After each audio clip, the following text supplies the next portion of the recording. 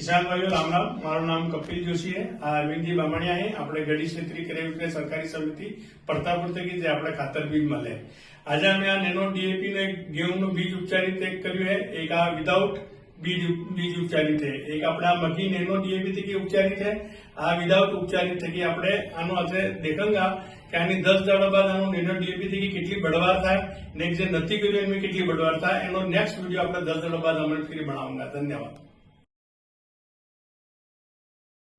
किसान भाइयों राम राम। मारू नाम कपिल जोशी, अरविंद जी बामणिया, गढ़ी क्षेत्रीय क्रय विक्रय सहकारी समिति थकी આપણે જે 10 દાડા પહેલા આપણે વિડિયો દેખ્યો હતો જે બીજ ઉપચારિત કર્યા હતા આપણે નેનો ડીએપી થકી।